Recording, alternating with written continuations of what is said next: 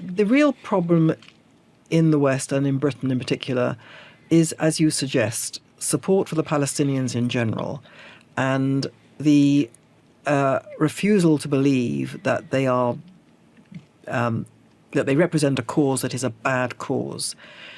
People in the West, in Britain, believe, insofar as they think about Israel at all, and a very large number don't think about Israel at all, but insofar as they think about it and they kind of take a side, the elites, they will take the Palestinian side because they believe in the lie that's been told for the last half century that the indigenous people of the land of Israel were the Palestinian Muslims.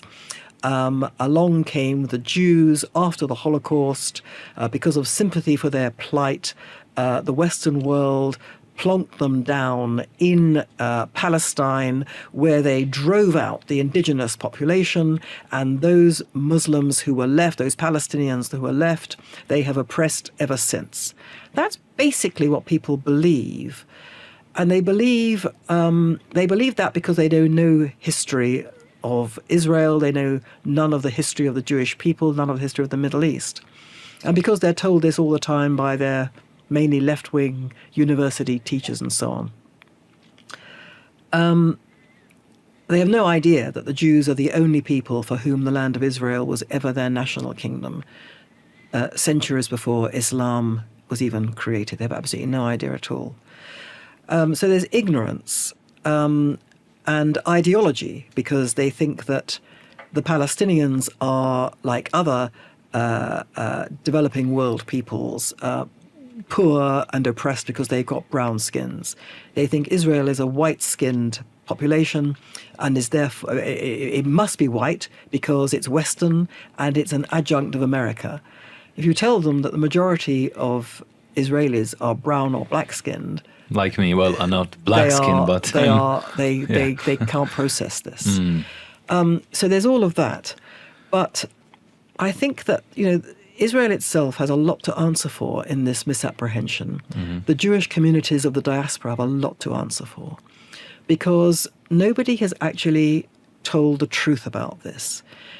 In the Jewish communities of the diaspora, particularly in Britain, which is what I know about, I would say the majority believe in a two-state solution. Why do they believe that? Because they believe basically that this is a fight over land, because this is how it's been projected for a century, that you have a piece of land, you have two peoples, the Jews, the Palestinians, each of which has a claim to the land.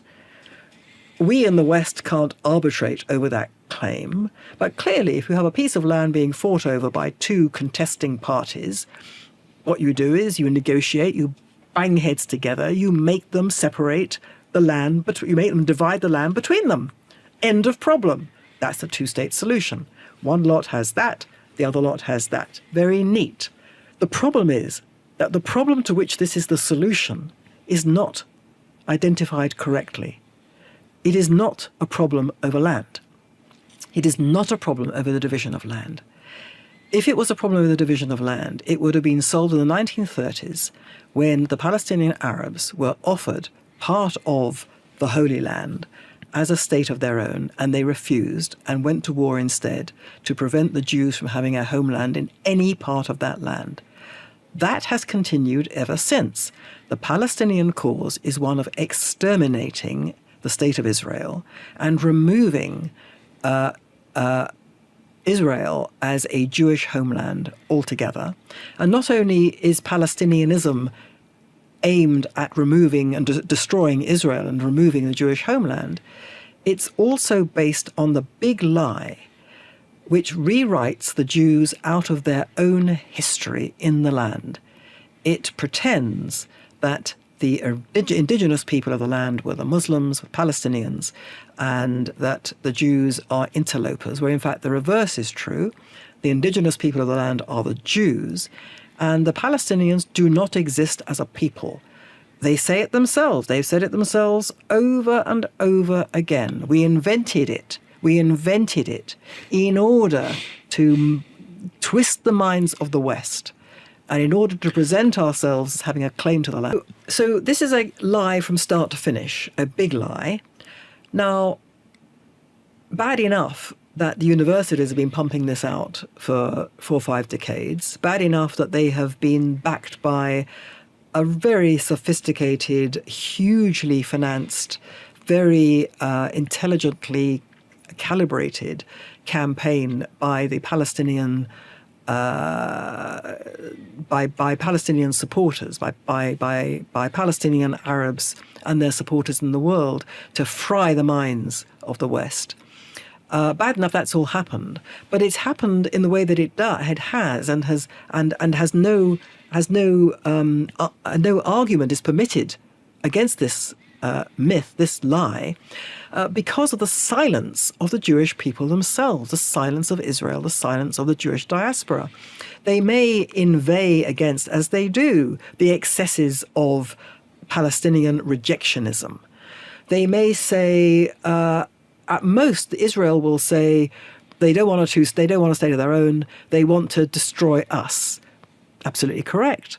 But what Israel doesn't say, and what the Jewish community doesn't say, is that this is not a fight over land. This is an Islamic-inspired holy war against the Jewish homeland on the basis that the Jews cannot be allowed to live in their own homeland and rule themselves. It's against Islam. And that's what it actually is. And Israel doesn't say it. And Israel doesn't say the Palestinians are not actually Palestinians, that Palestinianism is a thing that was invented in order to create a myth, but that actually, if you look at what the Palestinians so-called are saying, they're not talking about a two-state solution. They're not even talking about Israel. They're talking about eradicating Jews. Here are the videos. They're all on Memory, the wonderful website that translates all these videos. They're all there. Israel virtually never uses these things. It never says to the West, your two-state solution is the answer to a problem you have yourselves misidentified, and that you are the reason this is continuing. Your support for this false cause is the reason that it continues. Nobody says that from Israel, and nobody in the Jewish community says that in Britain. Nobody. Nobody says the whole thing is based on a lie. Palestinianism is rubbish. There is no such thing as the Palestinian people. This is a lie invented to destroy us in Israel as a physical country and to remove us as Jews from our own history. Mm-hmm. It is the worst and most savage kind of cultural appropriation conceivable. That's what's going on, and it's fried all your minds.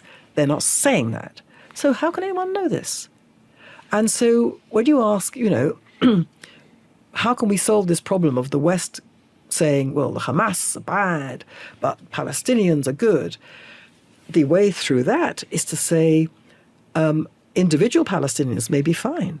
Some of them undoubtedly just want a happy life. They are the victims of their own people. These are the ways in which they are the victims of their own people.